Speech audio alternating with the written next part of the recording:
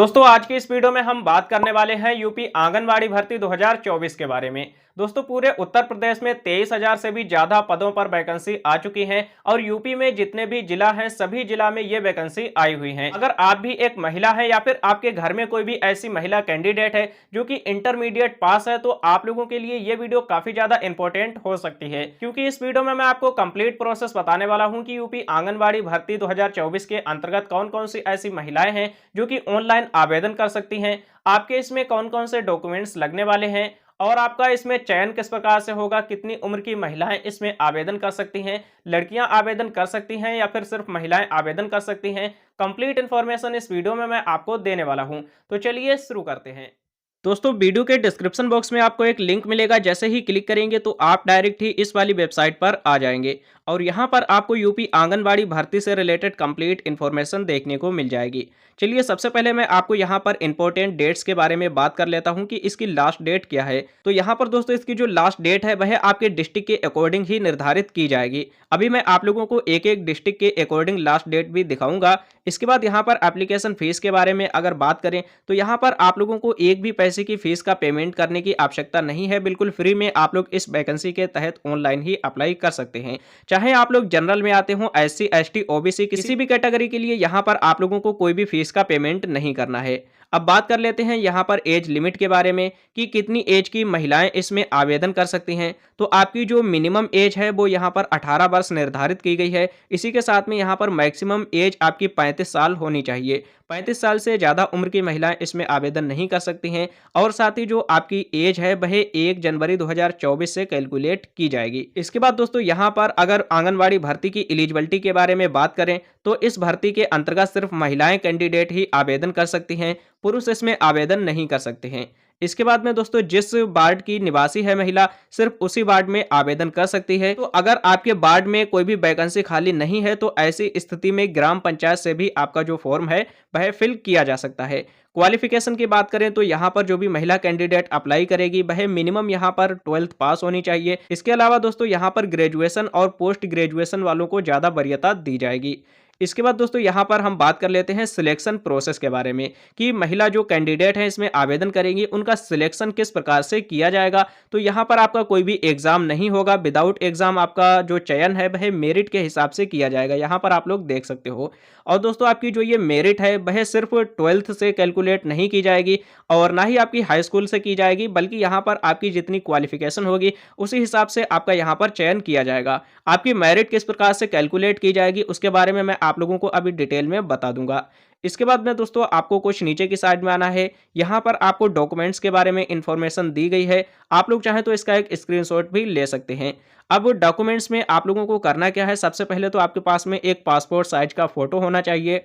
इसी के साथ में आप लोगों को सादा कागज पर सिग्नेचर करके रख लेने हैं और इसके बाद में आपके पास में यहाँ पर हाई स्कूल की मार्कशीट होनी चाहिए, इंटरमीडिएट की मार्कशीट होनी चाहिए। आपने अगर ग्रेजुएशन किया है तो ग्रेजुएशन की भी मार्कशीट होनी चाहिए और साथ ही पोस्ट ग्रेजुएशन किया है तो उसकी भी मार्कशीट आपको अपलोड करनी पड़ेगी। इसके अलावा आपके पास में एक वैलिड आइडेंटिटी प्रूफ होना चाहिए, जैसे कि आधार कार्ड।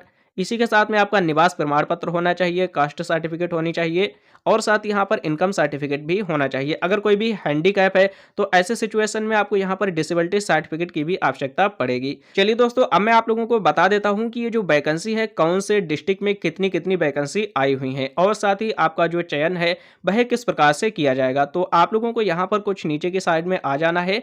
यहाँ पर आपको एक ऑप्शन देखने को मिल जाएगा इंपॉर्टेंट लिंक्स और इसके जस्ट नीचे ही आपको एक ऑप्शन मिलेगा official website click here.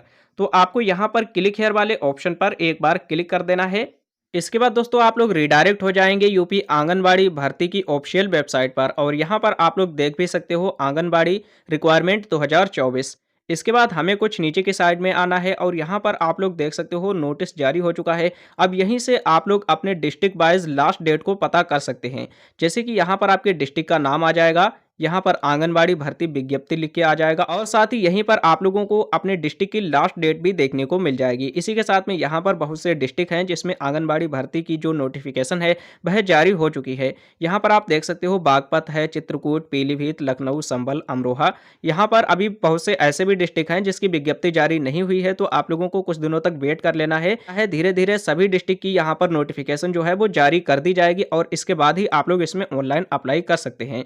Notification को आपको डाउनलोड करने के लिए आपको इसी वाले ऑप्शन पर एक बार क्लिक करना है और जैसे ही आप क्लिक करेंगे तो आपके जो डिस्ट्रिक्ट की पूरी नोटिफिकेशन है वह कुछ इस तरह से डाउनलोड हो जाएगी और यहीं पर आप लोगों को यह भी देखने को मिल जाएगा कि आपके डिस्ट्रिक्ट में कौन कौन से पदों पर कितनी क्या वैकेंसी निकली हुई है। जैसे कि यहाँ पर आपको परियोजना का नाम देखने को मिल जाएगा, इसके बाद यहाँ पर आपको ग्रामीण और शहरी देखने को मिल जाएगा, गांव में कितनी वैकेंसी है, शहर में कितनी वैकेंसी है वो देख सकते हैं और यहाँ पर आप लोगों को रिक्त पद यानी कि खाली कुल कितने पद हैं वो भी आप यहाँ पर देख सकते हो। टोटल आपके डिस्ट्रिक्ट में कितने खाली पद हैं वो आपको यहाँ पर देखने को मिल जाएंगे और इसके बाद आप चाहें तो इस पूरी नोटिफिकेशन को रीड कर सकते हैं। इसी तरह से आप लोगों को अपने डिस्ट्रिक्ट वाइज नोटिफिकेशन को डाउनलोड करके उसके बारे में कंप्लीट इन्फॉर्मेशन को रीड कर लेना है।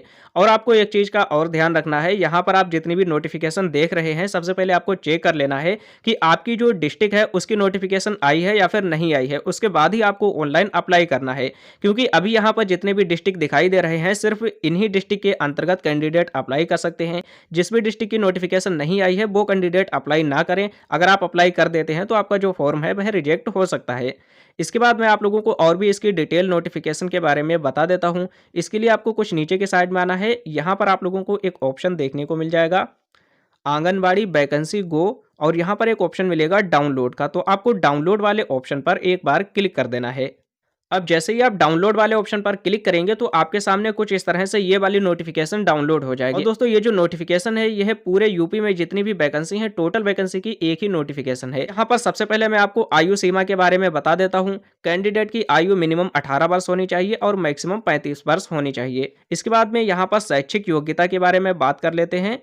तो यहाँ पर आंगनबाड़ी कार्यकर्त्रियों, मिनी आंगनबाड़ी कार्यकर्त्रियों और सहायिकाओं हेतु शैक्षिक योग्यता इंटरमीडिएट या फिर उसके समकक्ष होनी चाहिए, यानी कि मिनिमम आपकी जो क्वालिफिकेशन है वह इंटरमीडिएट होनी चाहिए। इसके बाद में दोस्तों हम चयन प्रक्रिया के बारे में बात कर लेते हैं। तो यहाँ पर पूरी आपकी चयन प्रक्रिया दी हुई है, आप लोग इस नोटिफिकेशन में रीड कर सकते हैं। अब मेन चीज आती है यहाँ पर मेरिट की, कि जो मेरिट से कैंडिडेट सिलेक्ट किए जाएंगे तो उनको किस तरह से उनका सिलेक्शन वगैरह किया जाएगा। तो यहाँ पर आप लोग देख सकते हो मेरिट के बारे में भी कंप्लीट इन्फॉर्मेशन दी गई है। मेरिट सूची तैयार किस प्रकार से की जाएगी, तो यहाँ पर आप लोग देख सकते हो एक ही श्रेणी में एक से अधिक पात्र अभ्यर्थियों के उपलब्ध होने की दशा में सभी अभ्यर्थियों की मेरिट लिस्ट बनाई जाएगी और आंगनबाड़ी कार्यकर्त्री, मिनी आंगनबाड़ी कार्यकर्त्री व सहायिका के सभी पदों के लिए न्यूनतम शैक्षिक योग्यता इंटरमीडिएट उसके समकक्ष होनी चाहिए एवं अधिकतम शैक्षिक योग्यता परास्नातक यानी कि पोस्ट ग्रेजुएशन होनी चाहिए। और दोस्तों परास्नातक के आधार पर मेरिट तैयार की जाएगी। अब दोस्तों यहाँ पर जो मेरिट है वह आपके हाई स्कूल के, इंटरमीडिएट के और ग्रेजुएशन के और पोस्ट ग्रेजुएशन के, इन टोटल जितने भी आपने पढ़ाई की है सभी की टोटल मिला करके आपकी मेरिट तैयार की जाएगी।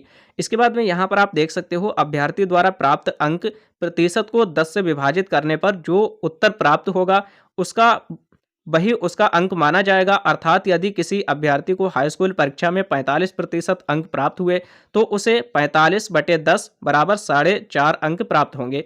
चलिए दोस्तों अब मैं आप लोगों को बहुत ही आसान भाषा में यहाँ पर दिखा देता हूँ। भी एक ऐसा कैंडिडेट है जो कि यहाँ पर ग्रेजुएशन तक पास है तो उसका यहाँ पर किस प्रकार से मेरिट लिस्ट बनाई जाएगी। सबसे पहले दोस्तों उसकी हाई स्कूल की मेरिट को कैलकुलेट किया जाएगा। हाई स्कूल में मान लेते हैं उसके यहाँ पर 70% अंक आए हैं तो 70 को 10 से विभाजित किया जाएगा तो आपके यहाँ पर बनेंगे टोटल 7 अंक।